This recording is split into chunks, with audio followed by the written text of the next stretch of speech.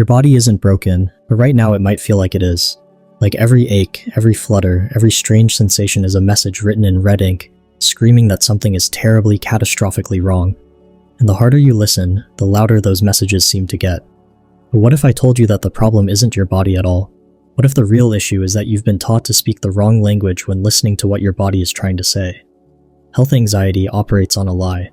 A very convincing, very persistent lie that transforms your body from a home into a crime scene that you feel compelled to investigate every single moment of the day. And the cruel irony? The investigation itself creates the very evidence you're terrified of finding. Today, we're going to dismantle that lie, piece by piece.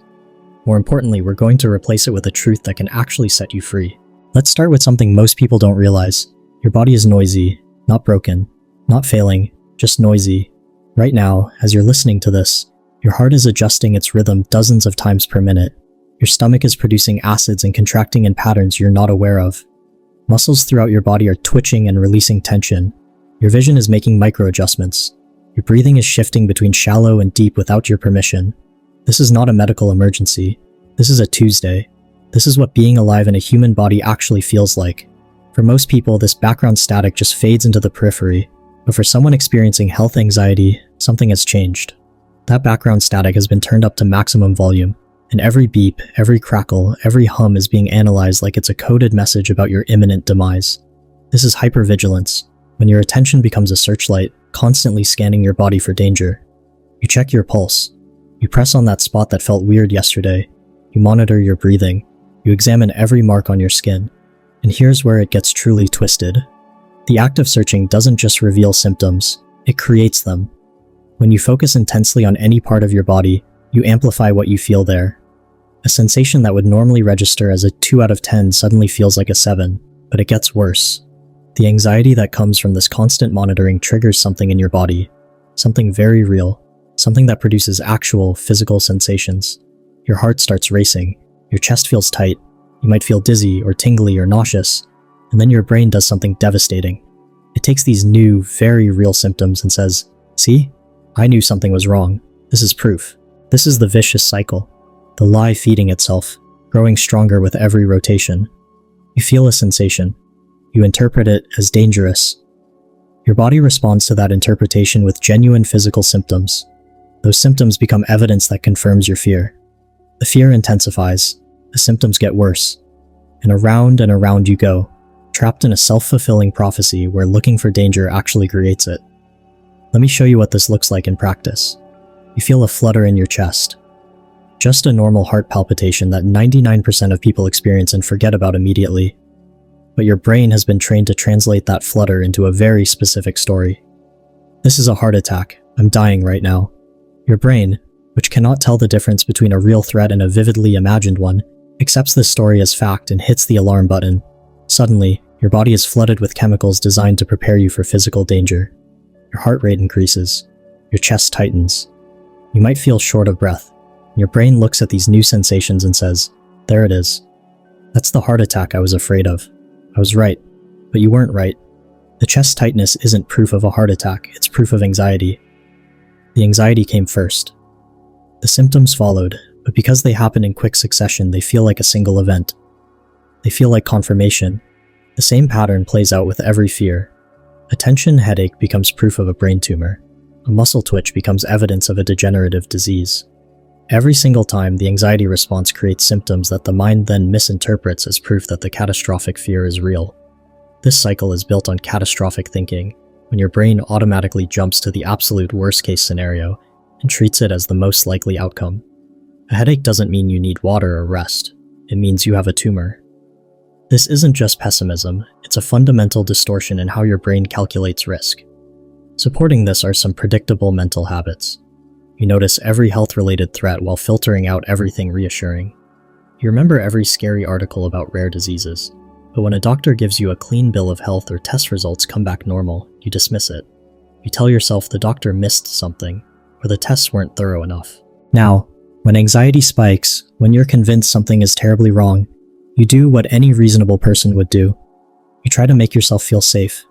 You check your body. You ask someone for reassurance. You search your symptoms online. You make another doctor's appointment. And in the moment, it works. The doctor says you're fine. and you feel a wave of relief. Your partner tells you you're okay and the panic subsides. This relief feels good. It feels necessary. So you do it again the next time fear strikes, and again, and again. But something is happening beneath the surface that you're not aware of. Every time you seek reassurance, every time you check, every time you search for certainty, you're teaching your brain a very specific lesson.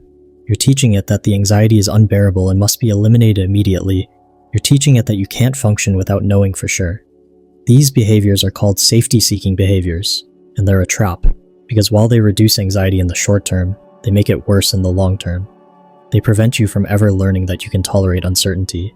They keep you dependent on external validation instead of building internal resilience. And most importantly, they prevent you from discovering the truth.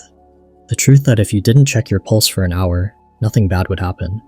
The truth that if you sat with the discomfort of not knowing, you'd be okay. The real enemy isn't the fear of illness. It's the inability to tolerate not knowing for sure.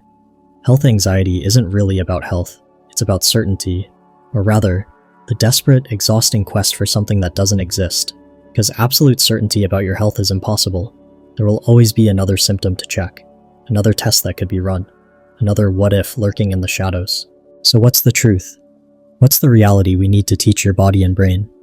The truth starts with understanding what's actually happening when anxiety strikes. All of those terrifying physical sensations, the racing heart, the chest tightness, the dizziness, the numbness, they're not random. They're not signs of disease. They're the output of a very specific system in your body designed to protect you from danger. When your brain perceives a threat, it activates a response that prepares your body for intense physical action. Your heart rate increases to pump blood to your muscles. Your breathing quickens to take in more oxygen. Blood flow is redirected away from digestion toward your limbs. This response saved your ancestors' lives. But in health anxiety, it's being triggered by a thought. The thought, this headache is a tumor. Your brain treats that thought like a real danger and activates the protection response. But there's no physical action to take, so all of that bodily energy just happens internally with nowhere to go. You experience it as frightening symptoms, and because they feel so intense, so physical, your brain interprets them as evidence that something is medically wrong. But they're not evidence of disease. They're evidence that your brain's alarm system has been activated. This is the most important truth you need to internalize. The sensations are real, but the story you're telling about them is wrong. The sensation is just data, neutral information. Your heart is beating faster. That's a fact. But the meaning you assign to that fact, I'm having a heart attack, that's not a fact. That's an interpretation. That's a story. And stories can be wrong. The physical feeling and the mental interpretation happen so close together that they feel like one thing. But they're not. They're two separate events. The suffering doesn't come from the physical sensation itself. It comes from the catastrophic story you attach to it. A tight chest is just a tight chest until you tell yourself it's a heart attack. Your body isn't lying to you. It's telling you something very accurate. It's saying, I'm experiencing a stress response right now. The lie is in the translation. You're translating I'm anxious into I'm dying, and that mistranslation is what keeps the cycle spinning. So how do we break this cycle? How do we teach your body and brain the truth? We need a toolkit. 3 specific techniques that target different parts of the problem. The first tool is about changing your relationship with your thoughts. Not fighting them, but learning to see them for what they actually are. Passing mental events. Words and images that your brain generates. Not facts, not commands, not reality. Just thoughts. When that catastrophic thought shows up, my heart is beating weird, something is seriously wrong. Instead of treating it like breaking news, you're going to practice a simple shift. You're going to say, silently to yourself, I'm having the thought that my heart is beating weird and something is seriously wrong. That's it. That one sentence changes everything. Because now the thought isn't a fact about your heart, it's a fact about your mental activity. This creates distance, space, room to breathe. You can also try thanking your mind. When the worry appears, instead of fighting it, you say, thanks mind, for trying to protect me. I know you're trying to keep me safe. This takes away the power struggle. You're not at war with your own brain. You're just acknowledging that it's doing its job poorly. Another powerful method is to deliberately drain the thought of its emotional weight. Take that terrifying thought and repeat it out loud in the silliest voice you can imagine. Say, I'm having a heart attack in a cartoon character's voice. Sing it to the tune of a birthday song. This reveals that the thought is just sounds, just words. When you strip away the emotional charge, you see that it has no inherent power. The second technique is about what to do in the moment when panic is spiking. This technique is called grounding. The goal is to physically shift your attention away from the internal spiral and anchor it firmly in the external world through your senses. The most effective version is the 5, 4, 3, 2, 1 method. Right now, wherever you are, you're going to deliberately notice 5 things you can see. Not just glance at them. Really look. Describe them to yourself. I see a blue pen with a silver clip. I see the texture of the wall. Then, 4 things you can physically feel or touch right now. I feel the chair supporting my weight. I feel my shirt against my skin. Then, 3 things you can hear. Close your eyes and really listen. Then, 2 things you can smell, even if it's faint.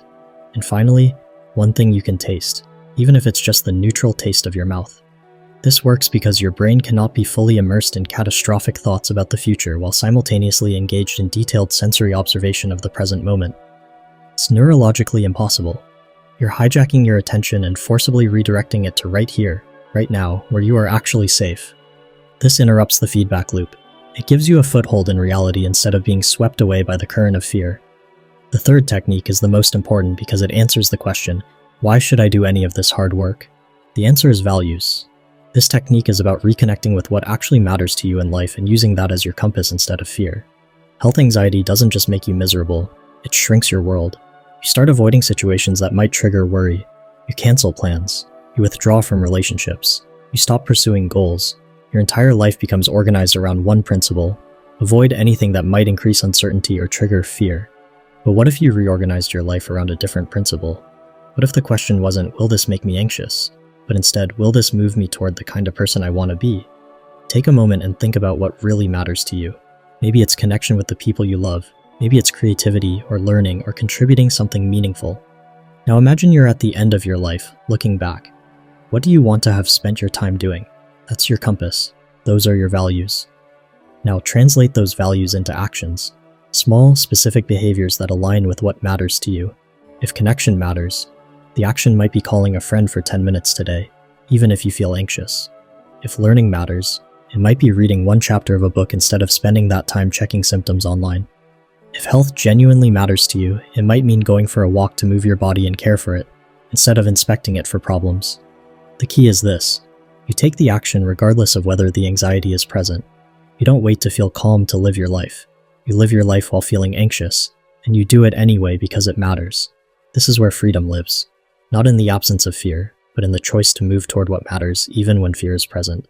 These 3 techniques work together. Grounding stops the panic in its tracks.